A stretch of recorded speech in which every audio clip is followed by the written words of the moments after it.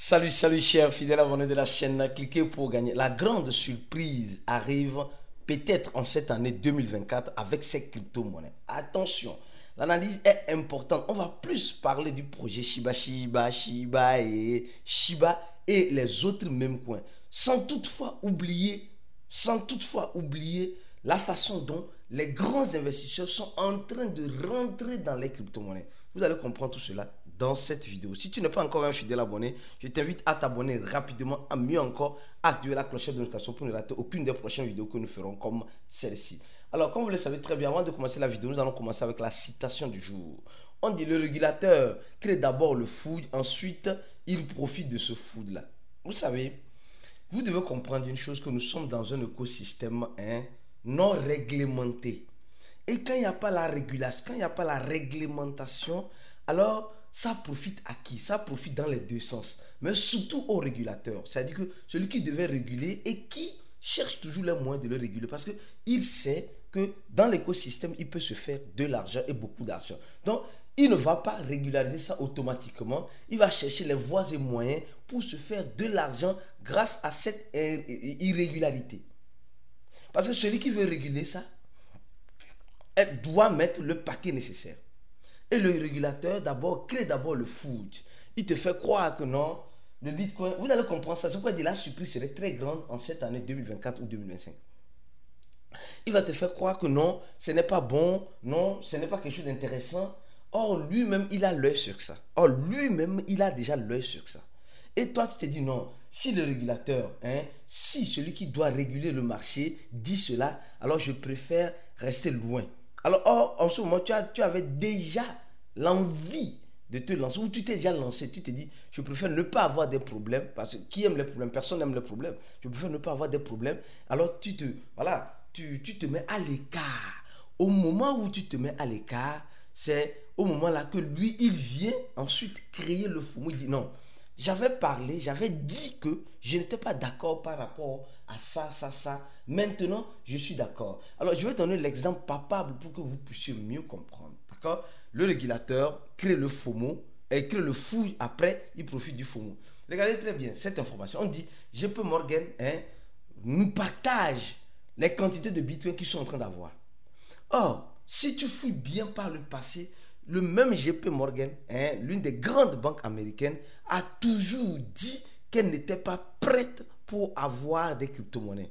Elle avait toujours dit que les crypto-monnaies, c'est une bulle.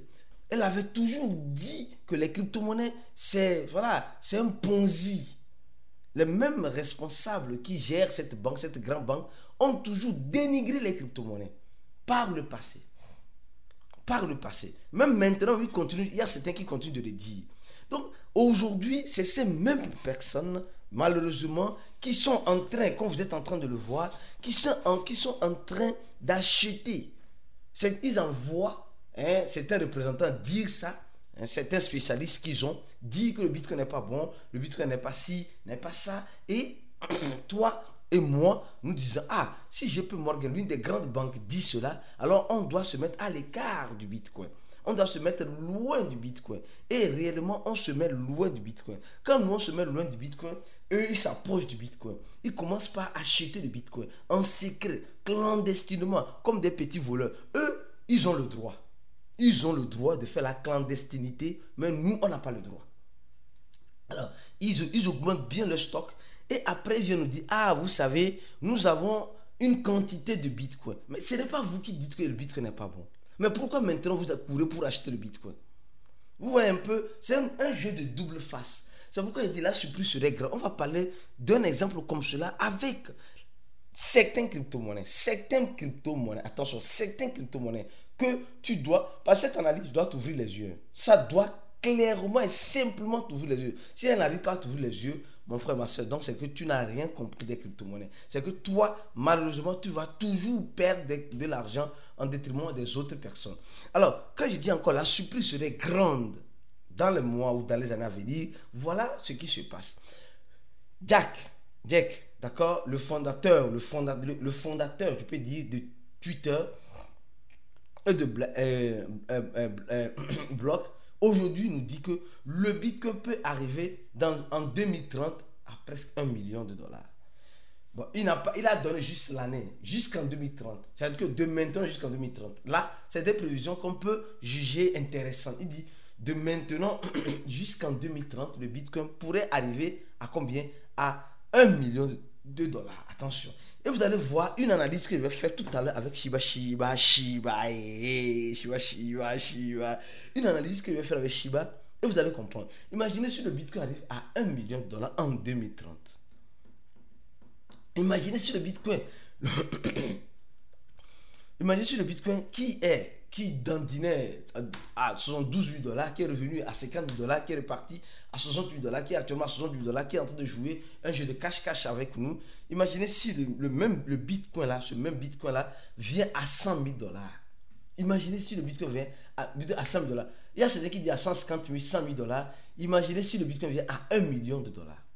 J'ai dit 1 million de dollars. Un Bitcoin, 1 million de dollars. D'ici 2030. D'ici 2030.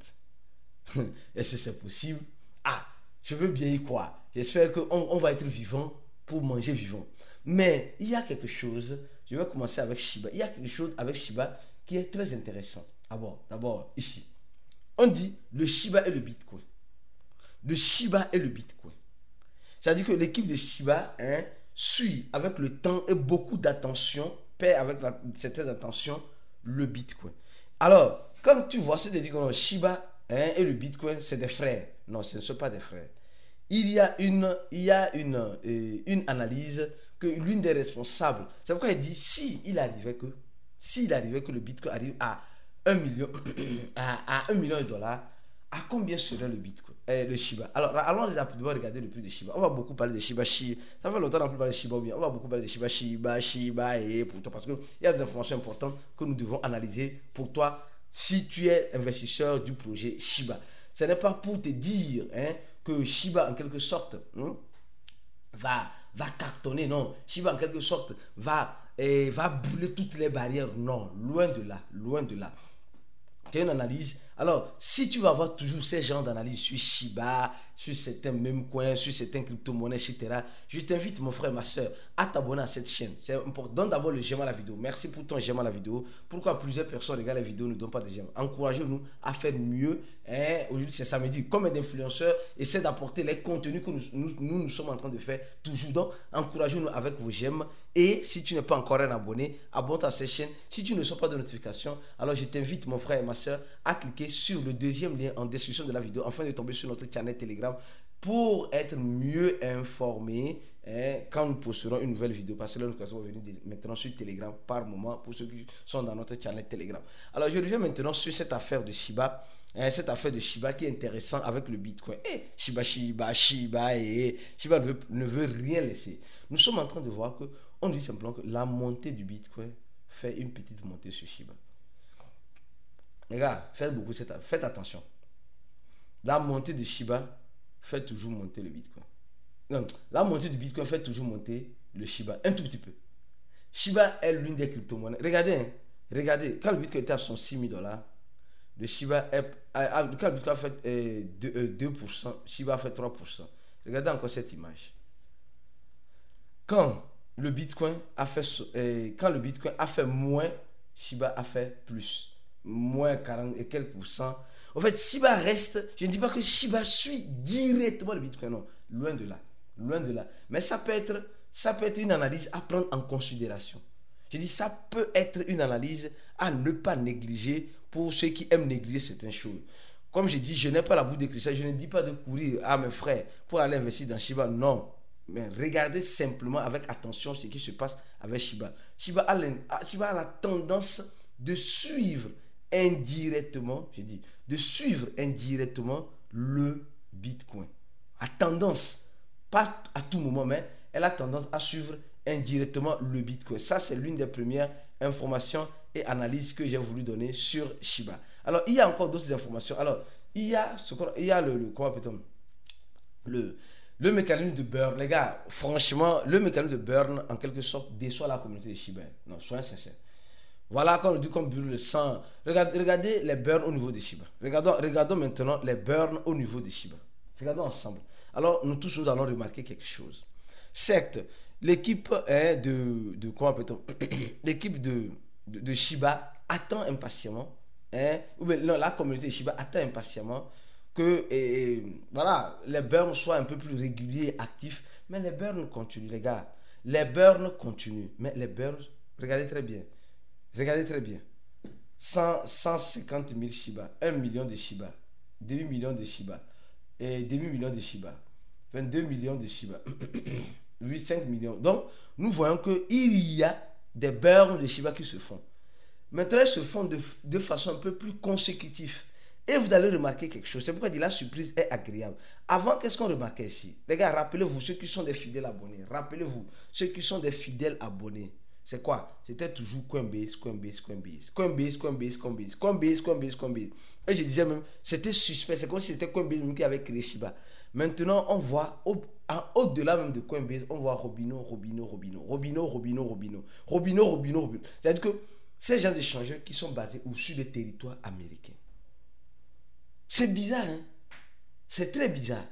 C'est très bizarre. Franchement, moi, ça me fait poser beaucoup de questions. Avant, c'est Coinbase qu'on voit plusieurs fois. Coinbase. Maintenant, on voit Robinhood, Robinhood, Robinhood. Or, franchement, nous savons que Coinbase est sur le territoire américain. Robinhood aussi est sur le territoire américain. Et eux-mêmes, et les deux échangeurs ont des actions en bourse de valeur. Donc, c'est un peu suspect. C'est un peu suspect. Et j'ai dit, je vais faire cette vidéo-là. J'ai traîné avant de faire cette vidéo-là. Parce que c'est quelque chose qui me pousse à faire mes vidéos. Donc, j'ai dit non, réellement, je vais avancer un peu plus dans mes recherches. Alors, je reviens maintenant ici. On dit, et regardez très bien, suivez l'analyse que je suis en train de faire pas à pas. Attention, j'ai commencé avec, on dit, le régulateur. J'ai commencé la vidéo avec le régulateur qui sème de food, après profite du FOMO. D'accord? Maintenant, je viens vous montrer en quelque sorte l'imprévisibilité, la surprise, avec JP Morgan, etc. Maintenant, on nous dit l'une des grandes banques, aux États-Unis, Wolf Fargo, je crois bien, fait quoi? Elle fait quoi? Elle investit en crypto-monnaie. Et là, c'est une question de temps avec le Bitcoin. L'une des grandes banques aux États-Unis investit en crypto-monnaie. Franchement, ça devient la mode. Ça devient la mode. Mais je me demande pourquoi. C'est les mêmes personnes qui dénigrent les crypto-monnaies. C'est ces mêmes personnes aujourd'hui qui embrassent, si je peux le dire ainsi. C'est ces mêmes personnes qui chuchotent les crypto-monnaies. Mais pourquoi maintenant? Pourquoi maintenant? Parce qu'ils savent très bien que l'avenir se trouve dans les crypto-monnaies. S'ils ne savaient pas, ils n'allaient pas le faire. S'ils ne savaient pas, ils n'allaient pas le faire. Donc, ils savent pertinemment que l'avenir se trouve dans les crypto. Donc, c'est ce qui les pousse à faire quoi? C'est ce qui les pousse à aller investir aussi dans les crypto-monnaies, surtout dans les ETF qui ont été approuvés récemment par la SEC américaine. Donc, mais ce n'est pas fini. Ce n'est pas fini. Je viens encore une fois de plus sur cette information sur Shiba. Cette information qui est importante et capitale. Attention, je dis importante et capitale. Sincèrement. Les gens vont me dire, non, Aristide, tu es sûr? Moi, je trouve ça, franchement. Pourquoi JP Morgan, pourquoi, comment peut-on, Fargo, voilà, cette grande banque, pourquoi toutes ces personnes-là investissent dans les crypto-monnaies? Ils investissent parce qu'ils ont envie d'avoir un retour. Et maintenant, on nous dit maintenant que le géant, attention les gars, c'est là que la nouvelle commence par devenir très intéressante. Le géant, c'est pourquoi je dis, cette année serait une année de surprise. Cette année serait une année de surprise. Le géant américain de gestionnaire d'actifs, et Vanek lance les index sur les mêmes coins. Les gars, ça veut dire beaucoup. Non, excusez-moi, ça veut dire beaucoup. Pourquoi? Parce qu'ils ont remarqué qu'on peut se faire de l'argent dans les mêmes coins. Les gars ont remarqué qu'on peut se faire de l'argent dans les mêmes coins. Et alors, ils ont commencé par indexer, montrer les mêmes coins à leur public. Non, vous savez, les mêmes coins, nous sommes là pour... En fait, c'est ce qui fait la différence entre eux et nous. Eux, ils sont là pour se faire de l'argent. Mais nous, on est là pour le sentimentalisme. Nous, on est là parce qu'on a foi. Nous, on est là parce on espère. Non, eux ne sont pas là dans une foi ou dans une espérance. Ils sont là pour se faire de l'argent. Qu'importe comment, ils vont se faire de l'argent. Donc, ils cherchent toujours les moyens pour se faire de l'argent. Et maintenant, ils ont commencé par indexer certains actifs digitaux sur les mêmes coins en disant ceci, que nous avons vu le Dow qui a fait 30%. Alors, un bon investisseur, non, ça peut me donner de l'argent. Alors, c'est ce qui le pousse à rentrer. Mais nous, quand on rentre, on veut se faire de l'argent. Après, on oublie qu'on est là pour se faire de l'argent. C'est ce qui est un peu lamentable. C'est ce que moi, je trouve un peu alarmant, attristant. Nous, les cryptophiles, on rentre pour se faire de l'argent. Après, on oublie le pourquoi on est rentré en crypto-monnaie. Mais les grands investisseurs, les grands gestionnaires de fonds que nous devons suivre, eux, ils rentrent pas. Quand ils rentrent pour se faire de l'argent, quand ils se font de l'argent, ils sortent. Mais toi et moi, on n'arrive pas à sortir quand on se fait de l'argent.